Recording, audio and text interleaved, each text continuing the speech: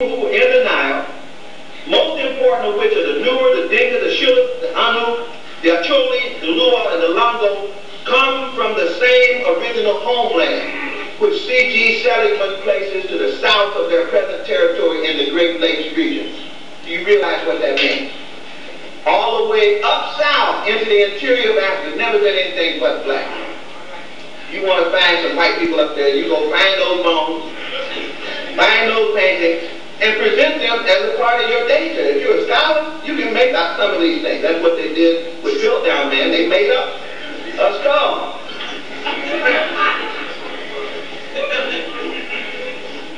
Here's a piece of surgery that was done by Theophil Obenga, the work of the American linguist Professor Greenberg. He's talking about Greenberg. See, they had said these Egyptians were really Middle Easterners because their language was kin to the Syrian and the Persian language. That's what they were trying to say. Well, these brothers got them and pulled them up short. Obenga and, of course, Greenberg, he's criticizing. I want you to see what he does when he researches. This is what black scholarship does. This is a PhD Egyptologist talking. One trained their way. Like Sheikh Anta Diop is trained their way. These are two PhD Egyptologists. They also happen to be mathematicians. They also have to, in one case, be a nuclear physicist and a chemist, and a linguist, and a cultural anthropologist. These are bad boys. Looking at the work of Greenberg, who had this classification called Afro-Asiatic language, that confuses the issue, see. That says that Egyptian language is in Africa, but it really belongs to Asia.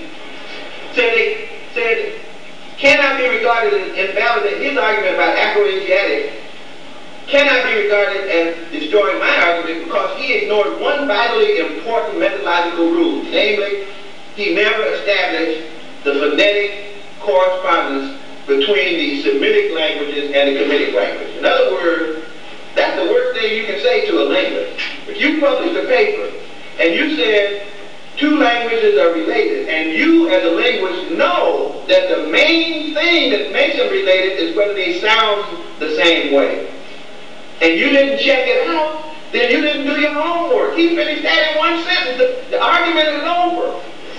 This is Theophil Obenga. Genetic linguistic relationship is established on the basis of sound laws. That is to say, enduring correspondences and regular similarities between complete form, morphemes, and phonemes of the languages being compared.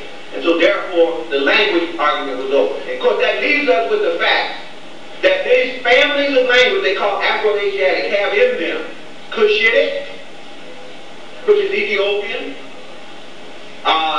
Berber, Chadic, Kemetic or Egyptian, and the only language in the Afro-Asiatic family that does not live on the African continent today is Arabic.